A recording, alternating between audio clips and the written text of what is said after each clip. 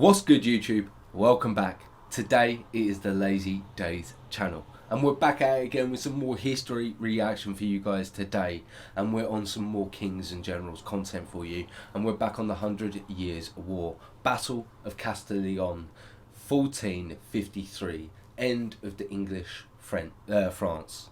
Yeah, End of English France. End of English France. I'm terrible. It's all good, man. We're really enjoying the content over here. We hope you're enjoying our reactions. If you haven't already, head over to Kings and Generals page. A link for his channel will be in the description box down below. If you're enjoying our content, then please like, comment, subscribe, hit that notification bell, and we're going to jump into this last episode. Let's do this. Say goodbye to the rain.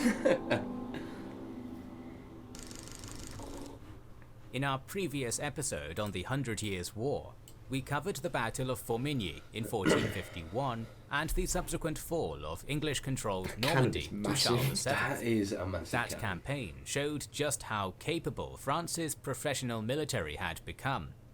The use of modern artillery and superior organisation led to a great victory over a numerically superior English force, a far cry from the days of Crécy and Agincourt.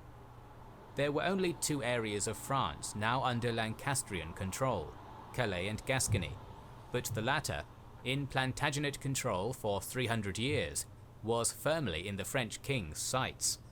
So let us finally conclude the 100 Years' War, tie a bow around the medieval age, and finish our series with the Battle of Castellon in 1453.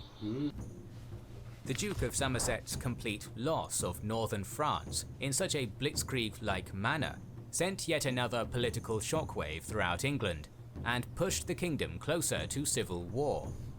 The Duke was briefly imprisoned in the Tower, and this internal strife only distracted the government from dealing with new problems on the continent. France was able to turn its efforts fully south towards Gascony with the victory.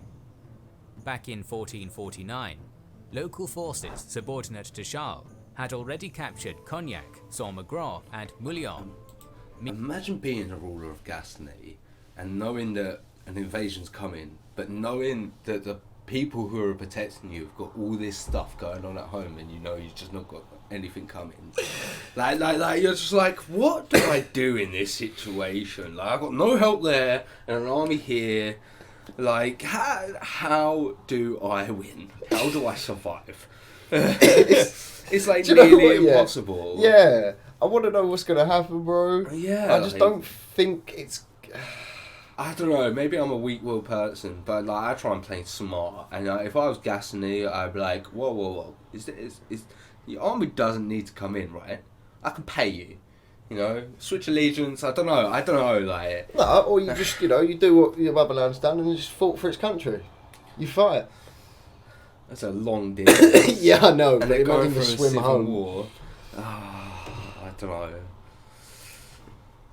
Meanwhile, the Count of Foix, a powerful magnate in the south of France, allied with the Ascendant King in the same year and put his considerable military force to good use, capturing Guiche and 15 other castles.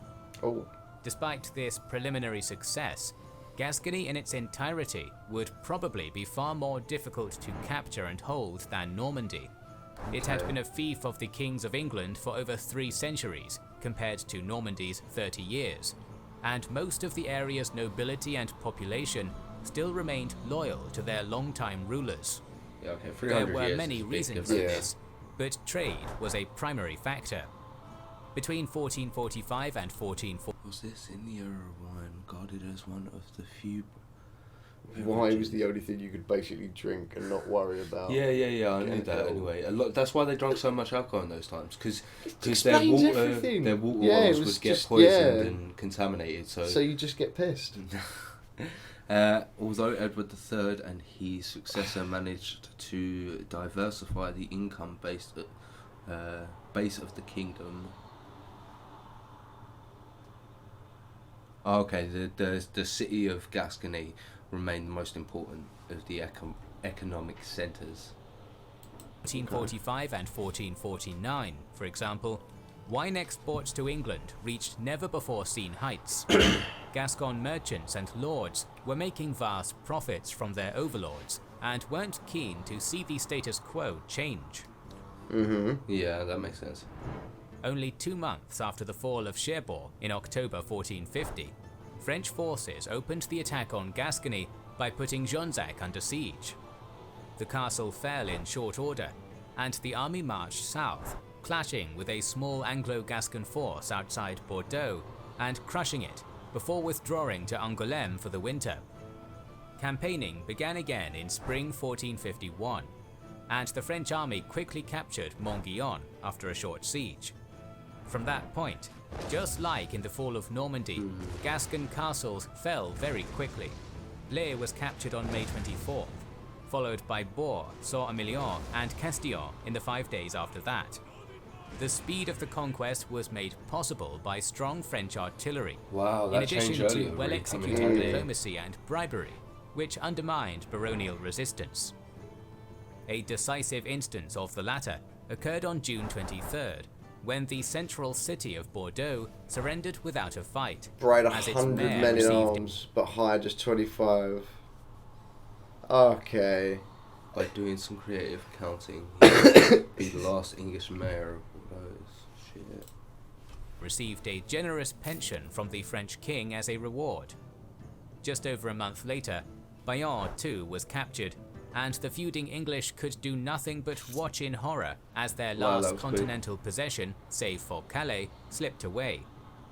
Unfortunately for the French, they hadn't learned from the Black Prince's mistake after the Treaty of Bretigny, and started levying heavy taxation on the newly acquired Gascon territory in order to pay for its defense. Not surprisingly, this, along with the rapaciousness of French soldiers, meant that resentment immediately began to build. At the same time, the Kingdom of England was not prepared to let Gascony go without a fight, but military preparations were slow, impeded by a deteriorating political situation that seemed to reach its climax in early 1452. Richard of York owned vast estates on the Welsh borders, and it was there, while he was in Ireland, that the tenants rose up in revolt against Henry VI in February. The rebels persuaded their lord to return from his quasi-exile and put an end to the Queen's regime. An army quickly gathered around York when he crossed back into England. Did you notice he said Queen's regime? Yeah. Well, I think the Henry VI was a weak king, and the Queen sort of controlled him, and it was sort of like her rules. Right. I believe. That would make sense. Moving towards London. Yeah. The Lancastrians mustered a force of their own. I think he was quite paranoid, Henry VI. From what I remember, he was quite a paranoid person. Right. London. The Lancastrians mustered a force of their own and faced off against York at Dartford. Rather than attacking, the Duke of York presented Henry with a list of grievances and demands, which included the arrest of Edmund Beaufort, the Duke of Somerset, and York's bitter rival, who was accused of badly mismanaging the defence of France in previous years. Okay. The weak monarch initially agreed to the demands, but the power behind his throne, Margaret of Anjou, intervened and eventually forced York to back down and reaffirm his loyalty to the crown. Somerset was left in charge of the government. While this was going on, indentures had managed to raise an army of some 3,000 troops under the command of a 65-year-old John Talbot, the Earl of Shrewsbury. Setting the stage for his attack was the situation in Gascony. Unrest had turned to subterfuge, and envoys reached London in 1452, inviting the English back and offering to provide assistance if they returned. After English ships swept their French counterparts off the seas, Talbot audaciously sailed the long distance to Gascony and disembarked on the Medoc Peninsula on October 17th. Less than a week later, the pre-planned anti-French uprising in Bordeaux led to the city's capitulation. Most other castles in western Gascony fell by the end of the year, save a few holdouts. It was obvious that Talbot's bold attack had taken Charles VII totally by surprise, as his forces had been shifted to Normandy in order to counter a possible invasion there. Okay. The English received 4,000 additional troops and supplies from home during the winter, while Charles, enraged at the Gascon treachery, hurried to send advanced forces south to reinforce those castles still under French control, while he prepared to lead an invasion of the recalcitrant province in person. In early June 1453, 4 separate smaller armies began to muster at different points along the frontier with Gascony, Smart. preparing to invade on multiple fronts. 2 southern armies assembled at Languedoc under the Count de Clermont and Gaston IV, Count of Foix, problematic. who prepared his forces nearby at Bienne. In the north, a 3rd army, commanded by Marshals de Jalons and Lohiac, readied to march from around Angoulême. Charles VII headed a strategic reserve army stationed in the Lusignan region. The king made sure that all of the contingents were well supplied with siege engines and gunpowder artillery, particularly the northern one at Angoulême, Smart. which was accompanied by Charles's artillery master Jean Bureau. Mate. This isn't going to go well. No. The combined French advance began almost simultaneously in early June. In the south, Foix and Clermont marched in close cooperation from the start, moving north towards Bordeaux until the latter received a message from Talbot offering battle. Being close enough to help, Foix reinforced his comrade to face the challenge together, but this made the English commander withdraw to Bordeaux. Makes sense. The 2 forces subsequently split up and remained near the city in order to deal with any English sally. The Northern Army, meanwhile, began a methodical thrust through the Dordogne Valley, Okay. approaching the city of Castillon from the east in mid-July 1453. When Charles heard of the army's progress at his base at Saint-Jean d'Angely, the king ordered it to besiege the city, which was at the time held by about 50 men-at-arms and 350 archers. In contrast, the assaulting army was a relatively standard one, about 8,000 men strong, but with an especially formidable siege train. Oh. Castillon itself was a strongly fortified town, with the fast-flowing Dordogne River in the south, running east to west, and extensive forests to the north. In a clearing on the edge of this woodland, surrounded on 3 sides by trees, was the Priory of Saint-Florent, located on elevated ground. Rather than encircling and cutting off Castillon with fortifications, as in a traditionally conducted siege, Jean Bureau, who was put in overall command of conducting the What's he operation, doing? I'm didn't interested. want to be trapped in a pincer between Talbot and the garrison if English forces moved to relieve the city. Instead, he sent 1,000 crossbowmen to hold the priory, while he supervised the army's 700 engineers in constructing a fortified artillery park on the plain of Caux, made up of 300 guns, both heavy and light, operated by 700 gunners.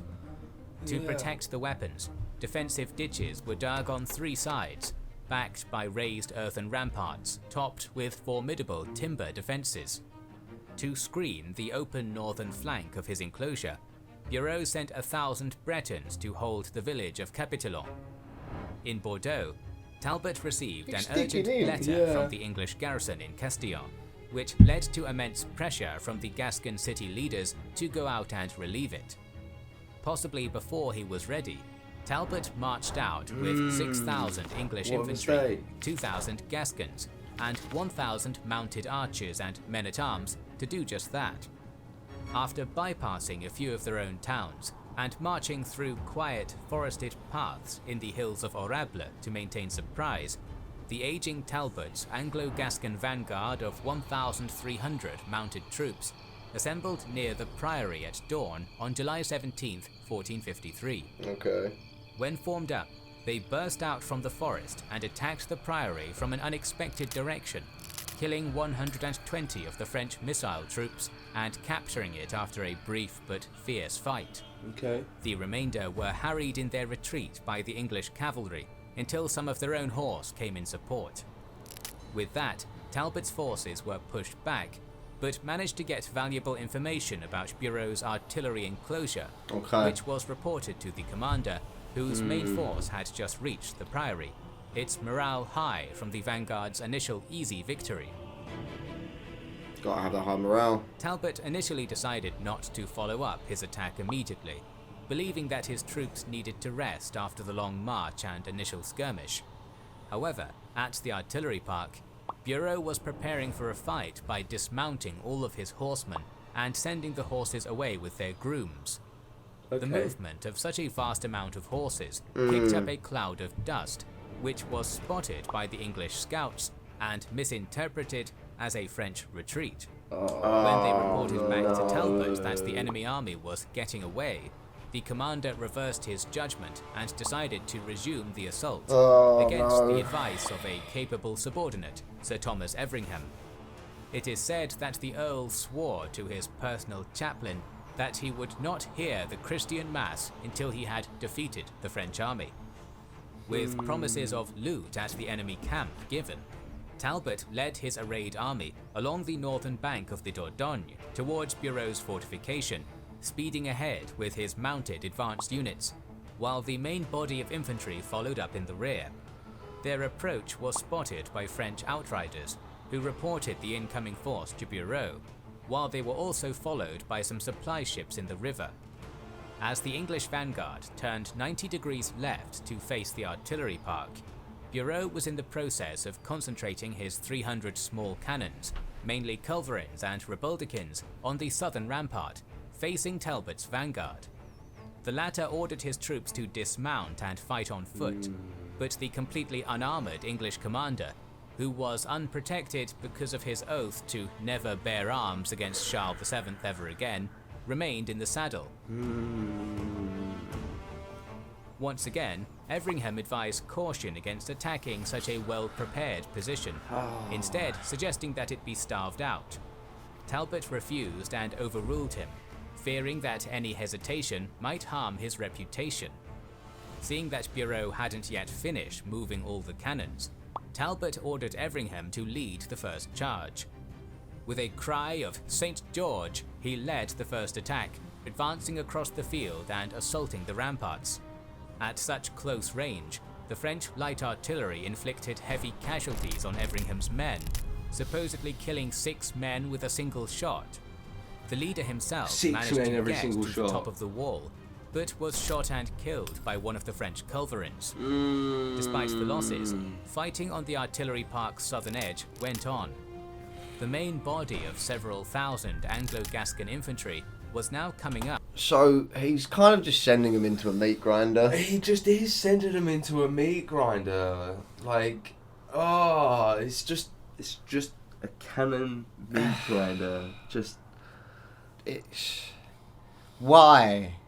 I'm so Just shocked. why? I can't think of why you would do this. It literally, from this point, I'd probably want all my men going up there and around the sides, just trying to rush them at this point. I don't know. Yeah, we don't know what's happening. Yeah. Really. Like, we don't know how long. Because right now, he's just sending no men in to die.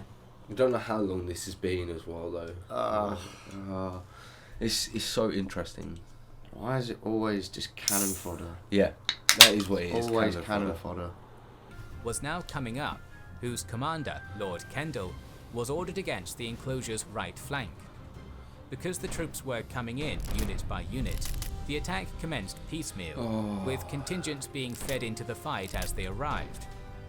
Now reinforced by the infantry, Talbot's vanguard troops received a morale boost and attacked with renewed ferocity, inflicting casualties of their own, but suffering badly from the French culverin fire. Okay. Though Talbot's numbers were larger than Bureau's, the latter's strong fortification stalled the English attacks.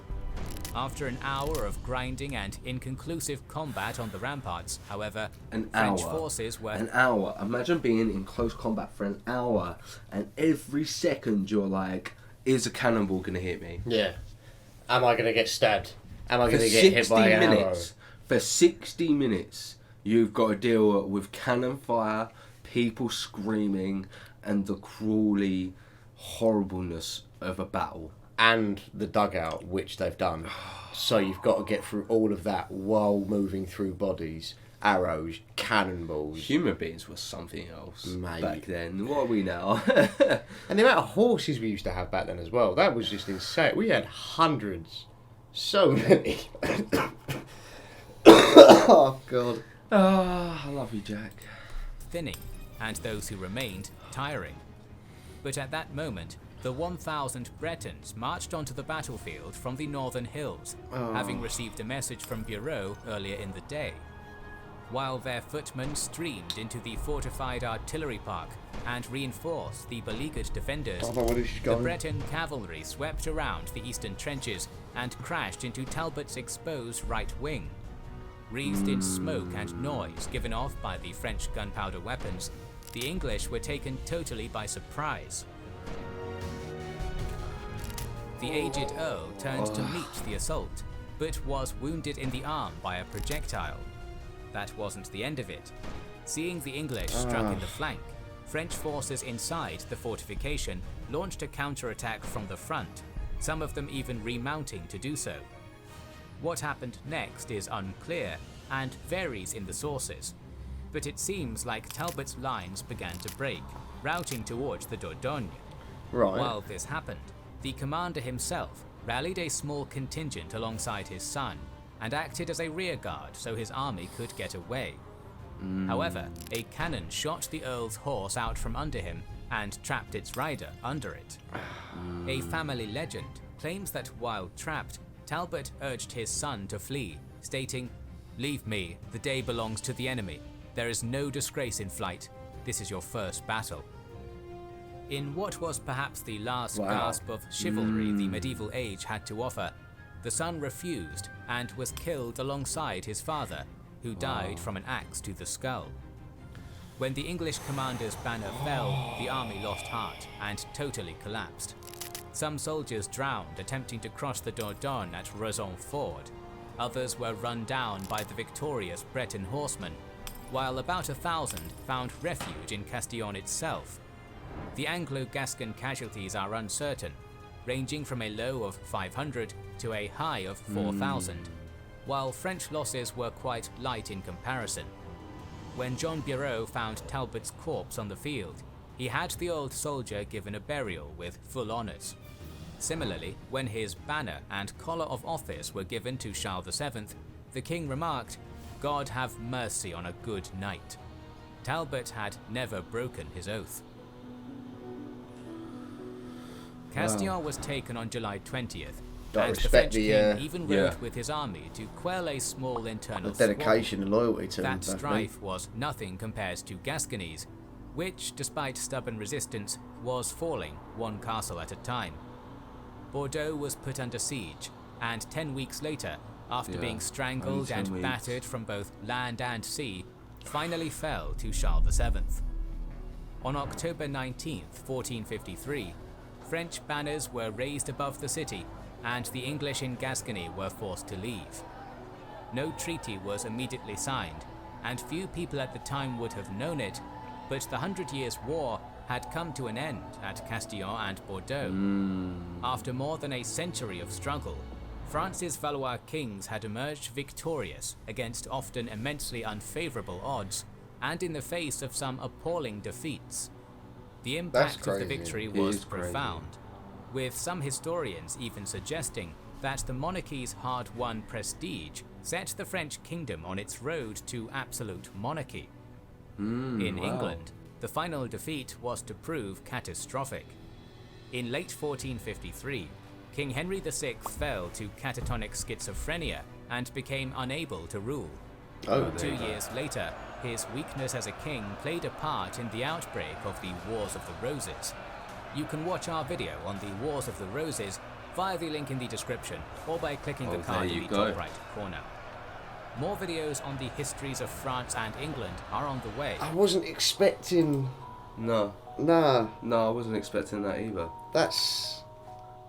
Wow. Yeah, I really enjoyed that. I really enjoyed that, man. Obviously, we had Henry V, who was a great king for England. Yeah. But I definitely think Charles VII was a great king for France. Yeah. You know, bringing the sort of adaptation of cannons, or perfecting their use of cannons, because they weren't very effective with them at the beginning, and then obviously he realised that that's really how they're sort of going to make a change in the war, is by sort of funding their military and bringing it more into a sort of paid service, and also using those engineers and making those cannons. It was very interesting, the story. 100 years, and that was only one of the wars we had with them. I'd imagine. It's mad to think how many wars we've actually had in this world. Yeah, it's absolutely over time, crazy. how much murder and pointless death has happened just because of some egotistical power. Yeah. But it gives us content at least to watch. And it helps us learn, because our educational system in this country is absolutely just terrible. So if you want us to react to War of the Roses, let us know in the comments box down below. If you're enjoying our reactions, then please like, comment, subscribe, hit that notification bell, and we will catch you in the next video. See you in a bit.